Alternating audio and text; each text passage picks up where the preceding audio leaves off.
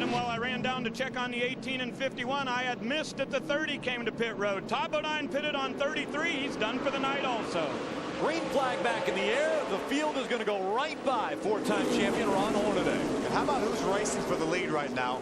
Kyle Busch started 35th in this race, and he's racing for the lead with Skinner. And he's been on pit road already. Yeah, I think he's done pitting for tonight. He's battling for the lead, so he overcame that problem at the start in a hurry, didn't he? Skinner up the racetrack. Kyle Busch will be looking to get by the 5 of Skinner. And right now he can be very, very patient. He knows that the 5 of Mike Skinner has not pitted yet. He will come to pit road at some point, but I think Kyle Busch is going to go ahead and try to pass him anyway. I don't even know what you're saying right now, Phil. He can be really patient. This is Bristol. Nobody exercises much patience at Bristol, especially when he's fighting for the lead. Well, lap 42, Kyle Busch broke back into the top 10, and now a smoker on the bottom of the racetrack. Stacy Compton, it looks like, in the Safe Auto Chevrolet.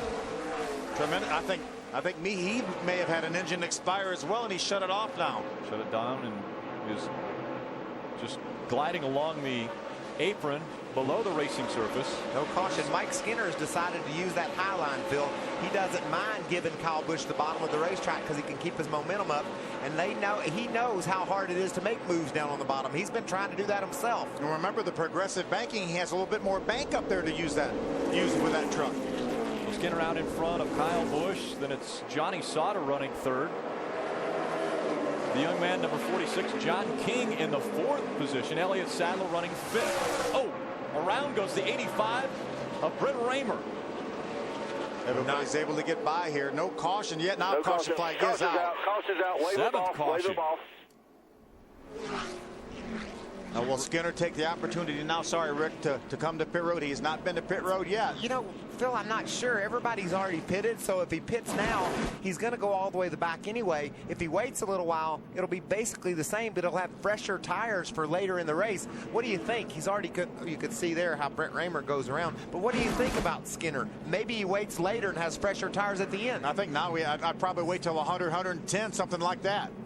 So strategy, will it come into play for Mike Skinner? He's out front now, but can he hold off the hard-charging 18 of Kyle Busch? And how about Ron Hornaday's problems? He's struggling at Bristol.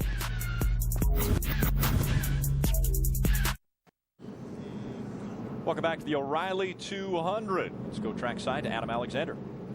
And Rick, can you imagine being a college student, loving NASCAR, and being a part of a curriculum that helps teach you to be a NASCAR crew member, what it would be like to go spend a weekend at Bristol?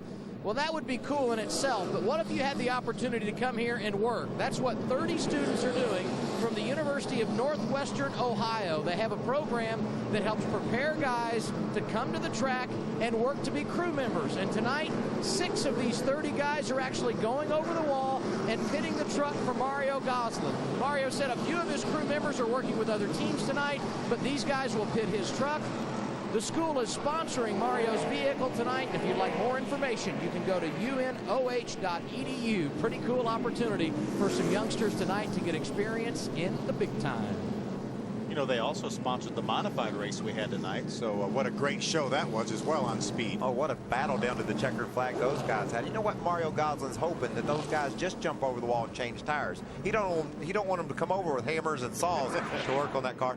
I got an update. This is your lucky dog, Ron Hornaday. He drives number 33 at lap 66. The battle between green flag and white and yellow flag laps.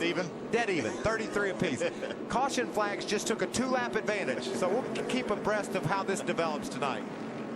And we'll see how well Kyle Busch can do as he battles Mike Skinner. Skinner able to get back to the trouble on the restart for Chris Jones. Yep, slow on the restart.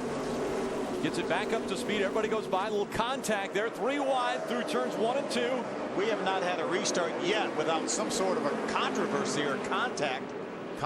And around goes the 21. No, holds it straight. Oh, man, but everybody does a great job of checking up and letting them get that thing pointed in the right direction. That's the second time David Starr has given somebody a big break. That was Jake Crum in the 21 that almost got turned around. He was able to keep it going the right direction.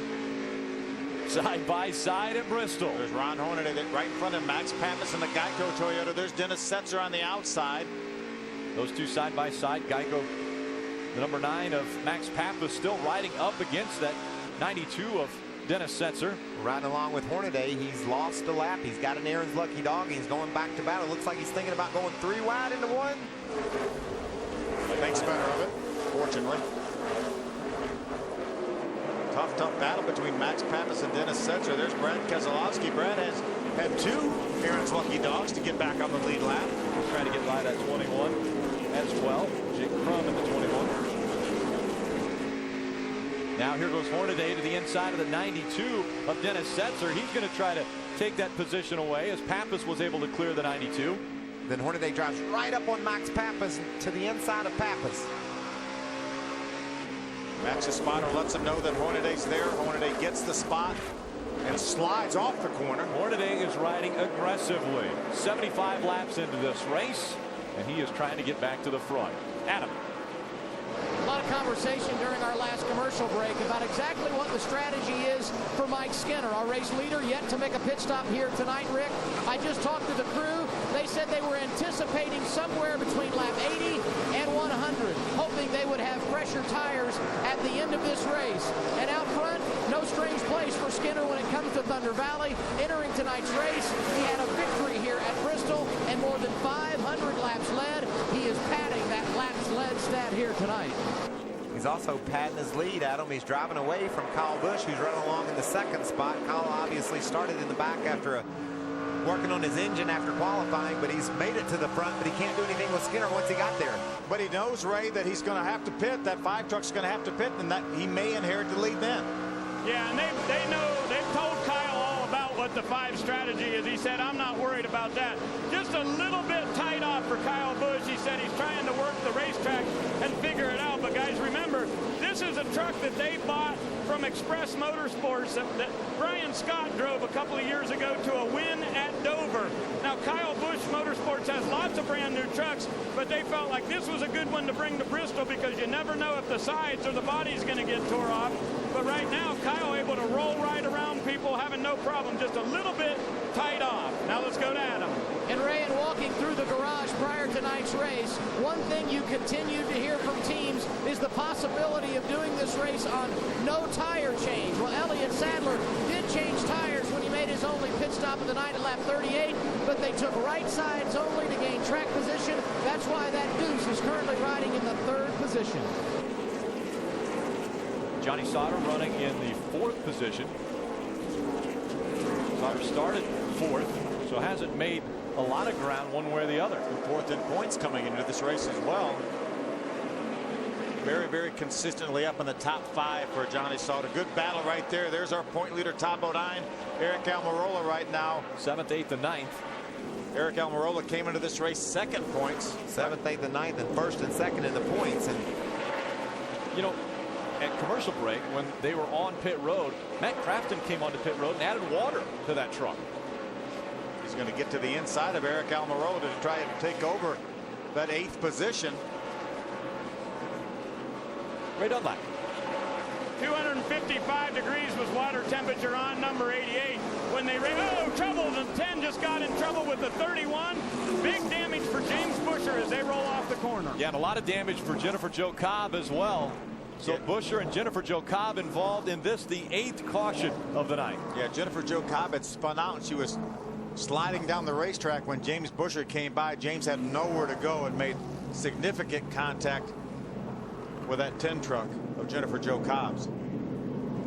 That's going to be terminal damage, I would think, for the 31 of James Buescher. Certainly going to put him behind the wall for an extended period of time.